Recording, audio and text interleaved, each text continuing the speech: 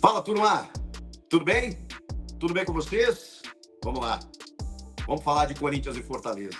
Para se inscrever? Já se inscreveu? Obrigado se você já se inscreveu. Se não, por favor, não custa nada inscrever-se. É o botão ali, clique em inscrever-se, vamos nessa.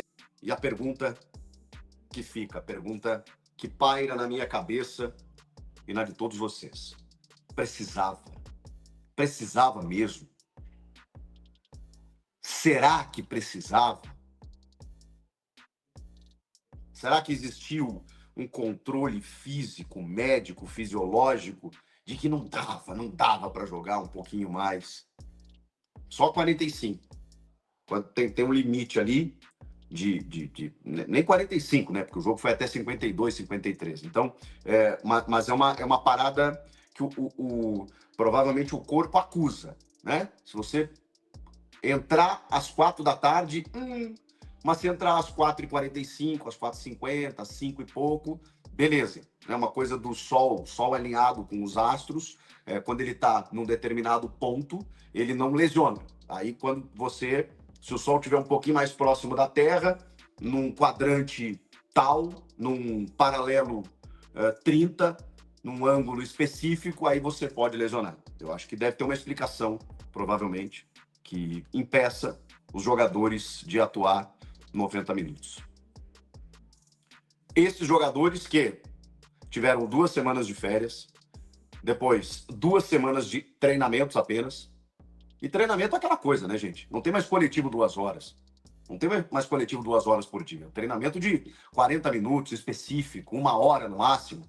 Depois um acompanhamento na fisioterapia, regenerativo, academia, reforço muscular.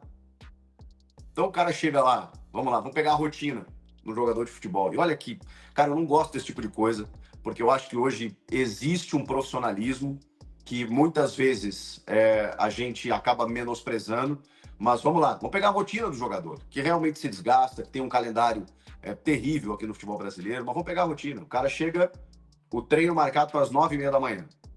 Aí o cara acorda umas 7, 7 e pouco, dependendo de onde ele mora, toma um café bacana, chega umas 8h30, 9 horas no clube, vai lá e aí começa, né, a trabalhar. Meio-dia, no máximo, estourando, depois de todos os trabalhos, o cara já está em casa almoçando com a família. Resto do dia livre. Se o treinamento é à tarde, o cara pode, sei lá, fazer balada até às 5 da manhã, dormir até o meio-dia, 2 horas da tarde ele está no clube, às 6 da tarde ele está em casa. Quando é só treinamento. Os caras ficaram 2 semanas assim. 2 semanas Disney, Miami, Dubai, os caramba e tal, não sei o quê. 2 semanas só fazendo treinamento. Aí volta, eu sei, volta o calendário inchado, apertado, quarta e domingo, tudo mais. Aí, na véspera do jogo contra o Palmeiras, o Dorival preserva contra o Botafogo. E o mesmo filme se repetiu, contra uma equipe muito mais forte, fora de casa. E eu até entendi, sabe? Até relevei. Falei, bom, tá bem, né? O jogo contra o Palmeiras, eu sei como é que é, né? O Dorival já pressionado e tal. Aí, tomou um sufoco no primeiro tempo. Era para ter sido muito mais do que apenas 1-0.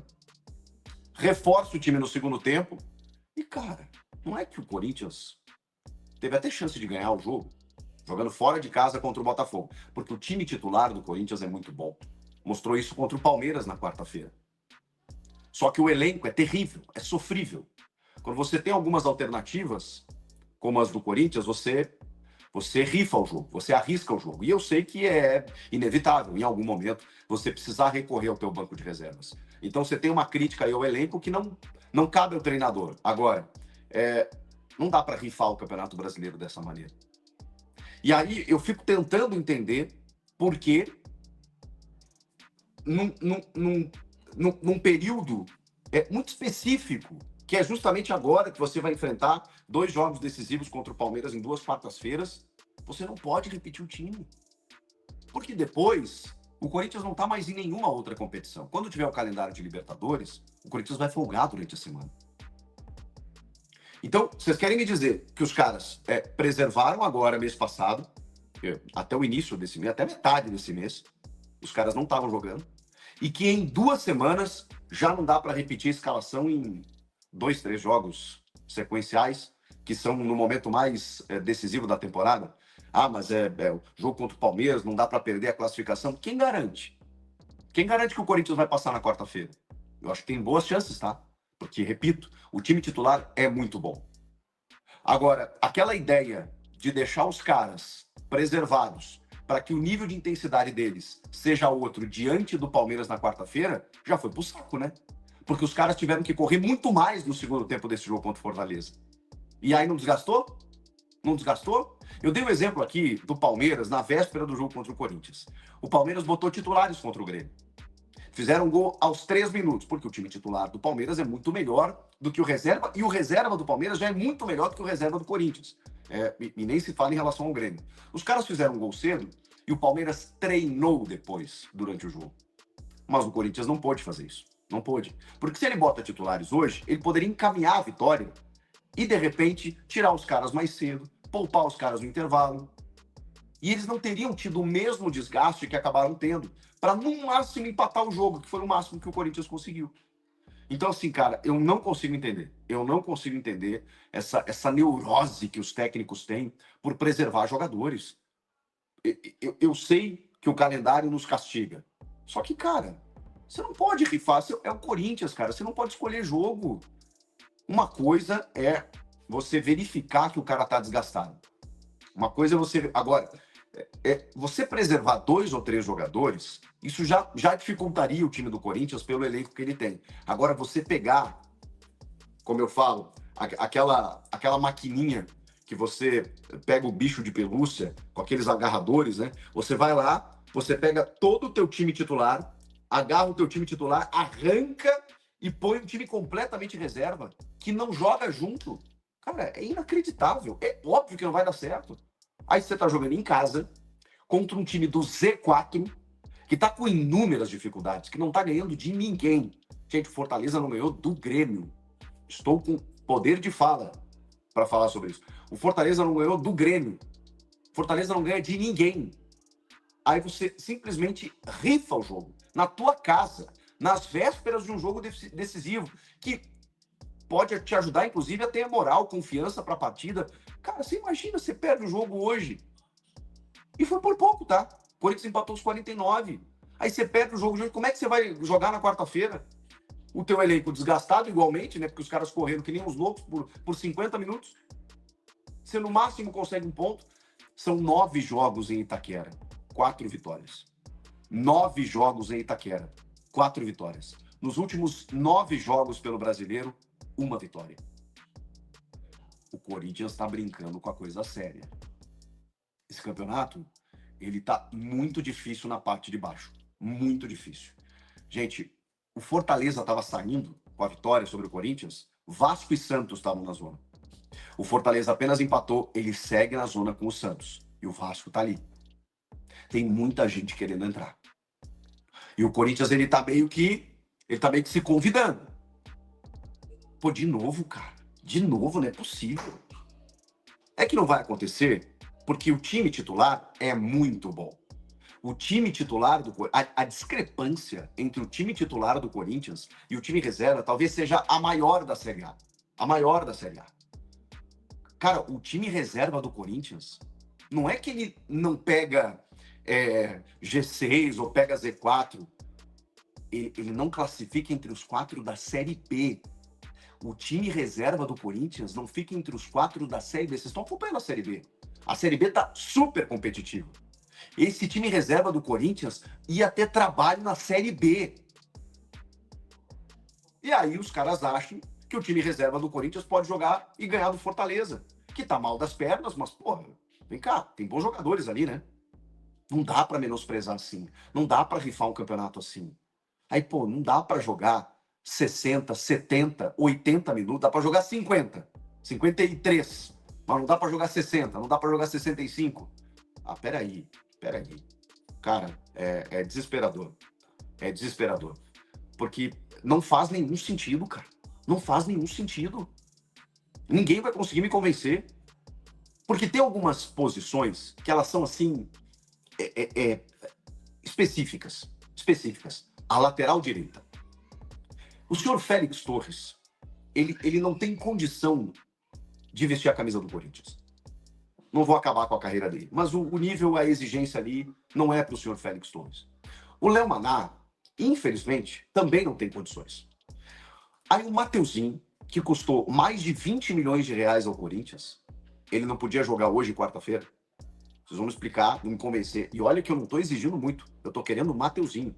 Que o Mateuzinho não podia jogar hoje, quarta. Ah, mas o nível de intensidade dele vai cair. Aí ele jogar 53 minutos, tá bom? Para buscar desesperadamente um resultado, no mínimo um empate, no máximo, aliás.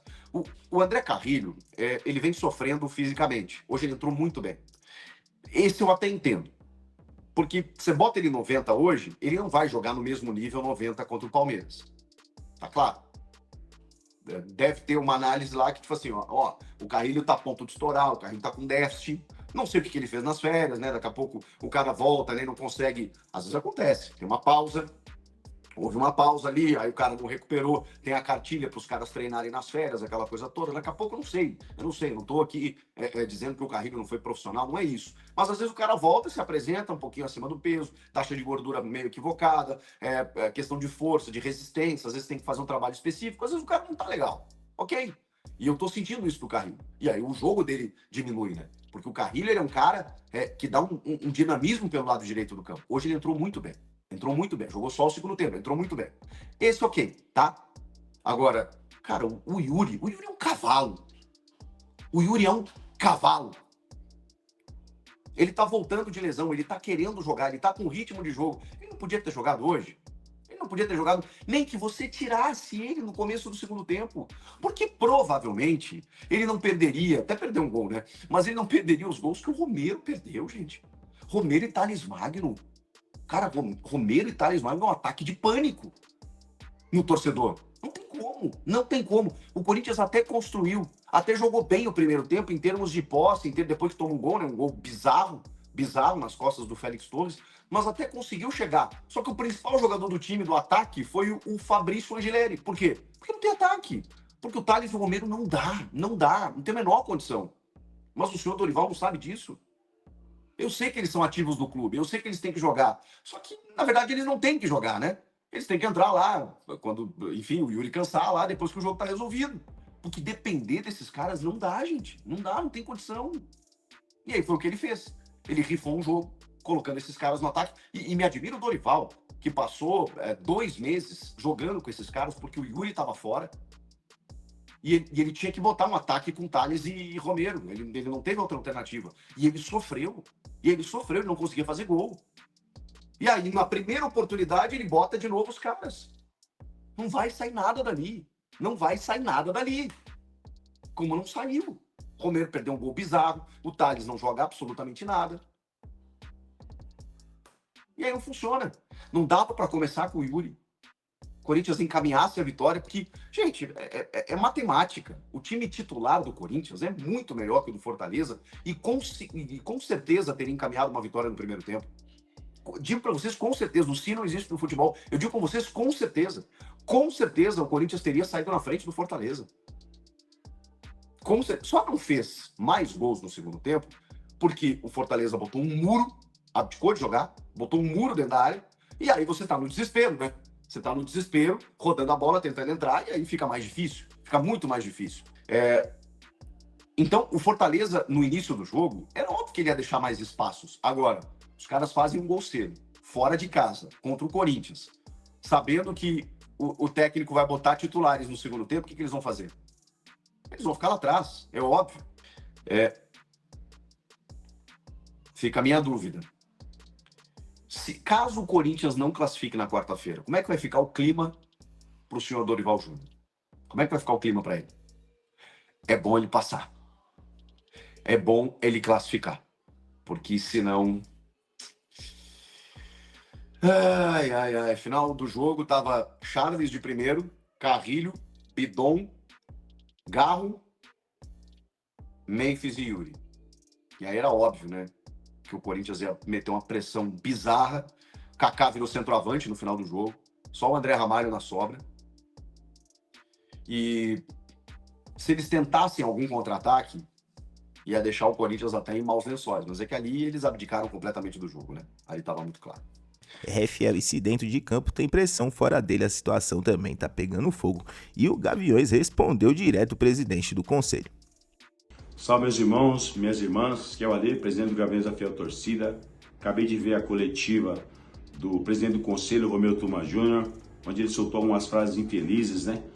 Romeu Tuma, se você quer ser igual ao Flamengo, fale por você. A nação corintiana pode ter certeza que não quer ser o Flamengo, não. Pelo contrário, né? O Flamengo quer ser o Corinthians, pela toda a sua grandiosidade, por toda a sua história. Já que você quer ser tanto o Flamengo, bom, vai lá pro Flamengo, cara. Você está 30 anos aqui, você também é responsável de o Corinthians estar na situação que está hoje. Entendeu? Você está 30 anos aí administrando o Corinthians também, de alguma maneira. Certo? Corintiano, tudo que está acontecendo, essa é para você, corintiano, estou falando com você agora. Tudo que está acontecendo, está mais do que claro que aquele protesto que nós fizemos na frente do Parque São Jorge incomodou. Incomodou os egocêntricos aí. Né? Sabe por que incomodou? Porque hoje você está debatendo o Corinthians. Hoje você quer saber a reforma do estatuto. Você quer saber se realmente essa reforma do estatuto não vai ser a mais do mesmo. Se vai ser realmente uma reforma que vai dar novos rumos ao Corinthians, ao nosso glorioso Corinthians. Você quer debater Corinthians. Isso incomoda essa rapaziada. Porque eles acham, algumas pessoas acham realmente que são dono do Corinthians. Hoje o corintiano se politizou. O caos fez o corintiano se politizar. Eu já falei pra você, turma. Meu pai sabe quem é você.